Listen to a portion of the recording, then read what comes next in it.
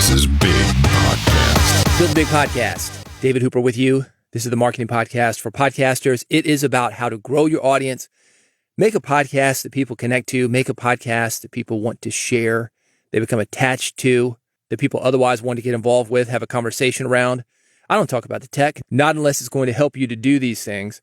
This episode, it is the audio version of my newsletter, Big Podcast Insider. It is weekly. It goes out every Friday morning, New York time. If you're interested, newsletter.bigpodcast.com. That's where all the links of what I'm talking about will be. On this episode, don't follow the money. A Feedburner Alternative.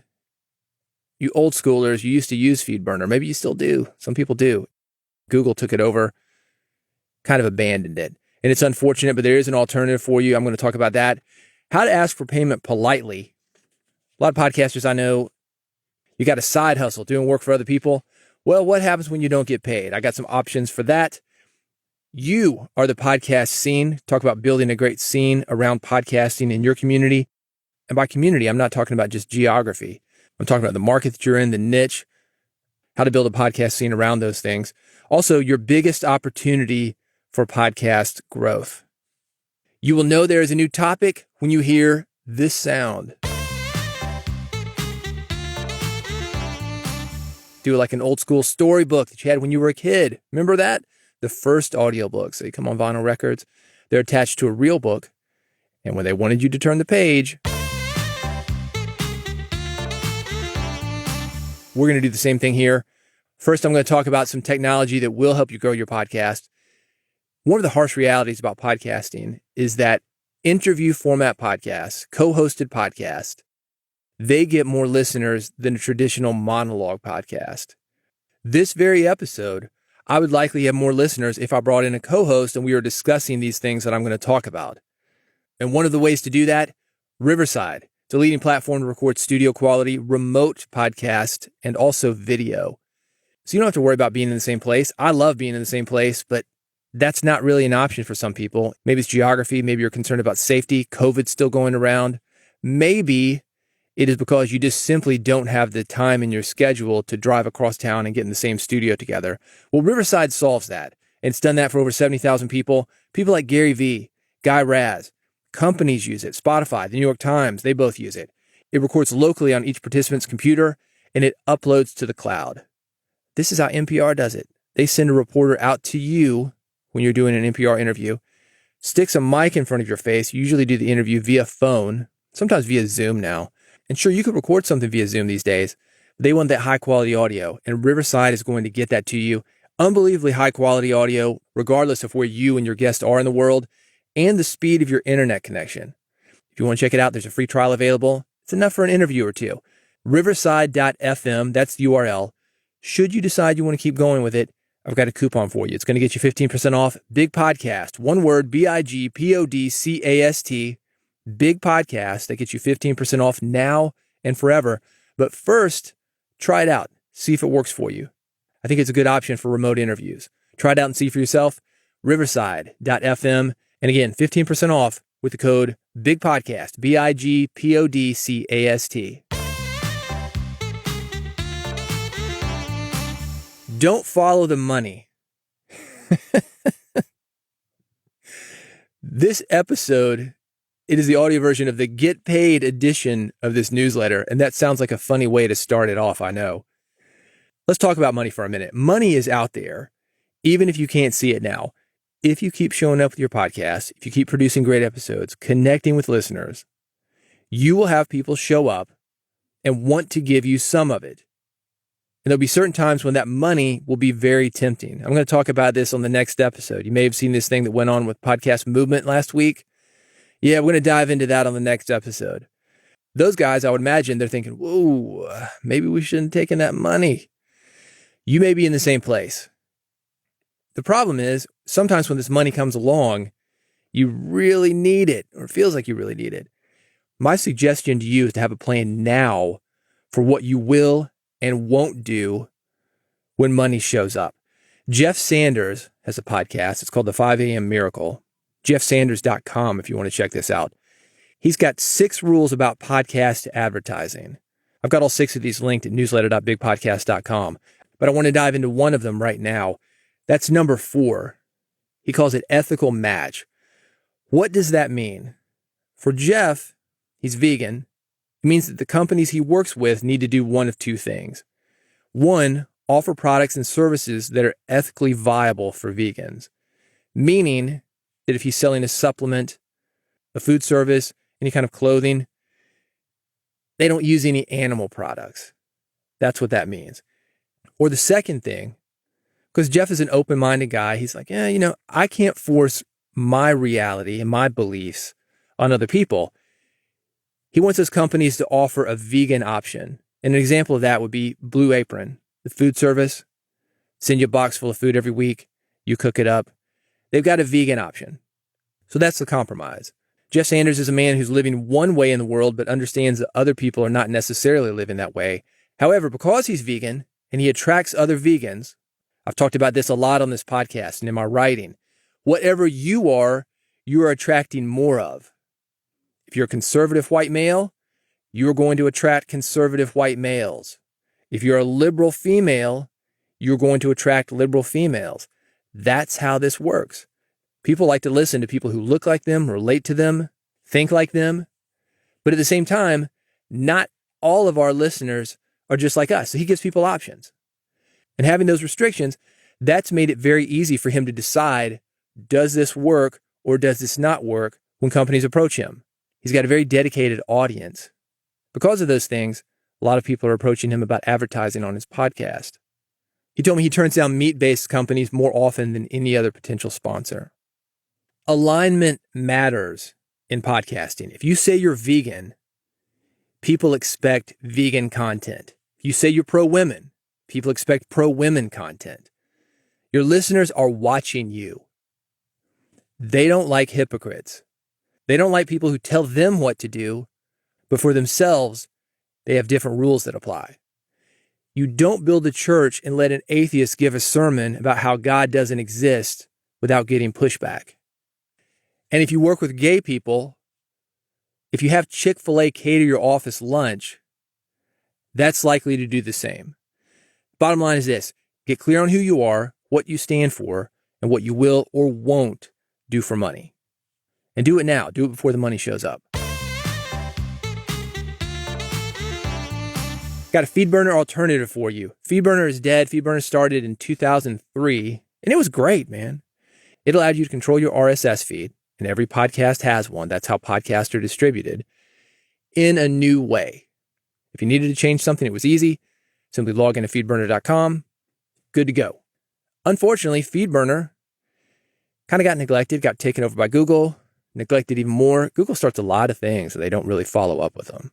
Maybe the data's not there. They're not making money. Who knows? Fortunately for you and for me, there's a company called Blitz. They allow you to own your feed in the same way. And by owning, one of the ways they do that, they allow you to use your own domain for your feed. So instead of using your hosting company's domain, hostingcompany.com/name of your podcast, you can use your own domain. For example, this podcast, Build a Big Podcast, feed.bigpodcast.com/BBP. If you type that into your browser, feed.bigpodcast.com/BBP, you will see the feed. That is how this podcast is distributed. And what's nice about that is if I ever switch hosting companies, no problem. I just put their feed into FeedBlitz. It doesn't affect anything for my listeners. It is a very nice service. As a bonus, they've also got an RSS newsletter feature, meaning when you release an episode, you can automatically send an email to everybody on your list, letting them know about it. You can tag certain people. You can have multiple lists that are segmented. It's very powerful. You're going to love it. I've got a link for a lifetime deal for you. And by the way, people worry about these lifetime deals. FeedBlitz has also been around since 2003. They have been around for a long, long time. They're not going anywhere. They're stable. I don't know why they're doing this deal, but it's a great one. It's linked at newsletter.bigpodcast.com. Let's talk about money. How to ask for payment politely. I got some easy email templates that you can copy. Yeah, this is weird. This is a new one for a lot of podcasters. I have seen more than a few They've had success with their own podcast, and people approach them because of that, and they say, hey, could you do a podcast for me? Could you help edit my podcast? Could you help promote my podcast? Podcasters have a very valuable skill right now, and because of that, they're being approached with all sorts of offers of work. Maybe as a podcaster, you have put paid ads on your podcast. And for the record, when you hear an ad on this podcast, you heard one earlier for Riverside.fm. I get paid on advertising before I record anything. That is something that I suggest for you. Not everything is like that. A lot of times you're billing after the fact, or a lot of times you've had a deposit come in, and then you're billing for the rest of it after the fact. What happens when you do the work and the client is slow to pay you? Got you covered, man. Got some email templates there at newsletter.bigpodcast.com. It's a quick and easy solution that works most of the time. It doesn't work all the time. But if you're having trouble getting paid, you're going to want these templates. If you think you may ever have trouble getting paid, and it's going to happen to you if you do enough work, you're going to want these templates. Newsletter.bigpodcast.com. Let's talk about your podcast scene. And by that, I mean it in like an indie band kind of way. Man, the scene. Man, you're just killing the scene. The scene sucks now. Used to be so cool. That's how a lot of podcasters are. These old podcasters, guys like me, middle-aged white guys, been around since 2005, 2004. A lot of them are like, man, it used to be so cool. They talk about the glory days. It's not that, man. Don't buy into that. The glory days are right now. Let me tell you about Nashville's podcast scene, because you may have something like this similar in your area. If not, this is something you can build. We've got a great creative culture here. Part of what makes Nashville a great creative culture, this has been around for decades. It's because of the music business. The songwriters that we have, they're great at telling stories. They can make them rhyme. They can put a melody to it. They can be in and out in 3 minutes and 30 seconds. We've got audio engineers to record those stories. I think that has helped Nashville become Podcast City. We've got people who can tell stories. We've got people who understand the importance of brevity. And we've got people who can record those stories. But what really made Nashville Music City and attracted these people is that we had these big-ass radio towers, stations like WSM. WSM, Clear Channel Station, the real Clear Channel, not the company. Clear Channel means when you turn on their signal, that's the only one. There are no competing signals. And they've got this huge tower, and it hits the stratosphere, boing, bounces off of it, and it goes everywhere. We had another station, WLAC. Same kind of deal. We have stations in Nashville, and it's probably not as easy for this to happen now as it would have been back in the day, before there were all sorts of other signals flying around the air. But they would go to Canada. They would go to Jamaica. If you listen to reggae music, there's a country influence in that music. Why do you think that is? Well, those are stations in Nashville that were playing country music. These guys in Jamaica heard it. They picked up on it. They had their own style of music, and they combined those things. Media is important. You, as a podcaster, are that media. We are the new media. We are the new radio stations. But those towers and these podcasts, your podcast, my podcast, the record labels that Nashville has, the publishing companies that we have, they were all built by entrepreneurs. That is the most important part of a podcasting culture, entrepreneurship. It's getting out there, understanding psychology of the people that we're communicating to. It's doing promotion, delivering what people want, delivering something that they can connect to. You are the scene in your local city. More importantly, you are the scene within the niche of podcasting that you have. Meaning that if you're talking about weight loss, you and all the other podcasters talking about weight loss, you are the scene. You're talking about cars, you and all the other car podcasters, you are the scene. And you create that scene and make it bigger, or you let that scene fail. I've got some things that you can do right now, and I mean right now, in the next couple of minutes, to help you build that scene. And I want you to think about this moving forward. We're finishing out the year here, going into a new year soon. This will help you in the upcoming year. First thing you can do, you can share an episode. You can share a post. That's easy. That costs you nothing. You can like or favorite an episode or post. You can leave reviews for other podcasters. You can repost or remix their content. Go a few episodes back on this podcast. If you're not subscribed, bigpodcast.com/subscribe. That'll get you hooked up. You'll see that I did that with Dave Jackson from School of Podcasting. He did it with me. And because of that, both of us got new listeners. Both of us engaged the audience that we speak to. By the way, I've got several creative ways to remix and repost content. It's in the book that I just came out with. It's called 101 Podcast Episode Templates. It's available right now for just 99 cents. They've got it on sale. If you want the link, newsletter.bigpodcast.com. What else can you do? Again, these are things that cost you nothing. You can tag a friend. You can reply and comment with a nice word. You know podcasting isn't easy. Coming back from something like Podcast Movement, everybody's like, yeah, podcast movement. Yeah, podcasting rules. You're real fired up. Get home, go to bed. Next morning, it's just you, man. It's just you. Getting in front of that mic. Not always easy.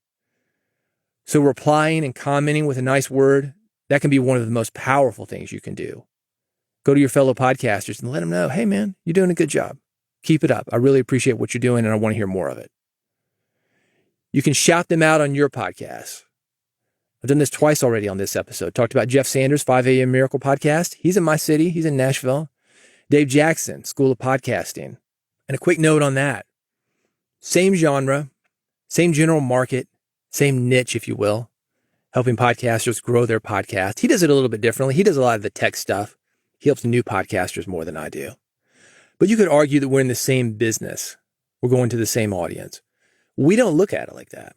We look at it like we're in it together. And we are in it together. If podcasting succeeds or if podcasting fails, Dave's in it and I'm right there with him. Or I'm in it and Dave's right there with me. We are in it together. I'm curious about your podcast scene, both geographically and also in the niche and the market that you talk about. Let me know. Reach out to me. Speaking of shout outs, I may give you one on a future episode. I've got ways for you to contact me at newsletter.bigpodcast.com. Your biggest opportunity for podcast growth. Jeremy Enns has got some great advice for growing your podcast. Among the things he recommends, knowing the answers to these 4 questions. 1, who is your podcast for? Do you know?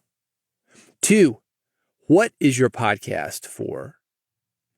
The third one, why does your podcast matter? And the fourth, what differentiates your podcast from existing shows? Why should a listener check you out, listen to you, and possibly subscribe when there are all these other shows talking about something similar? And the answer is, if they're all talking about something similar, maybe they shouldn't. So what differentiates you? I've got more information, more thoughts from Jeremy linked at newsletter.bigpodcast.com. And if you want to go deep into this topic, I've also got something coming up that you might find interesting. It is a podcast launch planner. It's coming very soon, the beginning of October, in fact, just a few weeks away. You can find the pre-order at Amazon.com. That too is linked at newsletter.bigpodcast.com. Podcasters know this truth. This is maybe the number one rule of podcasting, which is the world is a quiet place until you hit the record button. I was working on a project where I was getting interviews outside, and I was on a woman's porch. I was getting an interview outside. And just as I started taping, a utility crew came right across the street. Guy gets out with a circular blade, and he starts cutting into the asphalt. I guess they're working on the sewer or something. So I'm trying to have a conversation with this woman and record it. Got this background hum, man, and it was loud. How do you deal with that? There's a program called Izotope RX, software. That's what I mean by program. It's not training. Company's Izotope, Izotope, that's how you spell it, RX, as in it's a prescription. It can help you deal with various kind of noise that you pick up in your recordings. Everything from mouth clicks to refrigerator hum to a utility company with a circular saw cutting into asphalt across the street. There are 3 different versions of this program. It's what they call Elements, which is the very basic. It's to get you in the door. It's like a sample at the cookie store. Like that sample, they hope you're going to buy more. They've got a standard version, which is very nice, good for podcasters, probably good for most podcasters. And there's one called Advanced. They range in price from, $300 to $2,000, something like that. They differ. It depends when you get in on them. It depends when there's a new release coming out. And I think part of that is to make the discounts that they often give look even more enticing. And that's what's happening right now. The Elements version of RX is only $49. Let me tell you what it's going to do for you. It's got something called Repair Assistant. If you've got bad audio, whatever bad audio is, I don't know, it's clipped, things are cutting in and out, it can look at the data around a bad situation and it can repair that part of the audio. It's got something called de-hum. This is really nice. You record in a kitchen. I've seen a lot of people do this. It's a bad place to record. This is why. Refrigerator. It's humming. If you look at the spectrogram in your audio, you're going to see that your microphone is picking that up. Maybe you can't hear it, but it is affecting the audio that you can hear. It can get rid of that. A de-click. Now, the one on the Elements version, it was made for records. Put an old vinyl record on the turntable. Click, click, click, click. It's got little clicks on it, little pops. It was meant for that, but it also works great for mouth clicks. They've got a de-clip and a voice denoise. That can be handy, making your dialogue stand out a little bit more. If you're looking to make your podcast sound better, RX Elements is a great place to start. It's a standalone tool, but it also integrates with popular audio software. Adobe Audition, for example, integration right there. You don't have to leave Audition to use it. The upcoming version of Audacity, you'll be able to integrate with RX Elements, RX Standard, or RX Advanced. It is very handy to have. $49 for the Elements version right now. If you're wondering how it sounds, this audio that you're hearing right now, it has been processed with RX. I've got the advanced version. I've done dialogue isolate. They've got a special mouth declick. I've done some EQ. It's got a few options that aren't available in the RX Elements option. But still, you get the idea. Sounds good, right? Sounds all right. I got this new mic, still dialing it in. It's not perfect, but it's pretty good. The audio that I was recording on the porch with the utility crew across from me, it sounds okay. It wasn't destroyed, and I didn't miss my moment. For more information on this, newsletter.bigpodcast.com. Thank you for listening. On the next episode, unless I change my mind, I'm not going to change my mind. I've had too many people reach out to me and say, hey, man, can you do an episode about this? I'm going to talk about what happened at Podcast Movement regarding Ben Shapiro, Daily Wire being there, the inclusivity of the event, or maybe the exclusivity of the event. There's some things that I think you can learn about the experience as a podcaster. It's not really about Podcast Movement. It's not about Ben Shapiro, but it's about us. It's about us moving forward with our audiences and having a podcast that they can connect to where they really feel part of something, feel that they're understood, feel that you get them. We're going to talk more about that. That's on the next episode. If you have not subscribed, do this. This will make sure that you don't miss it. bigpodcast.com/subscribe. I made it easy for you. You go there, bigpodcast.com/subscribe. I've got 3 buttons. One is an RSS feed. If you're old school, you like that, I got you covered. I've got an iPhone button. It's going to get you hooked up on the iPhone. You'll never miss an episode. As soon as I release one, it's sent directly to your iPhone. I've got a button for Android. And if you want to go on the desktop, this is something that you need to do on your page. I've got a QR code. Pull out your phone, whatever phone you got, scan that QR code. You can automatically be subscribed that way. Check it out, bigpodcast.com/subscribe. I'll have that next episode to you soon. Until then, feel free to reach out to me if you have any questions. Regardless, keep at it, and I'll see you on the next episode of Build a Big Podcast.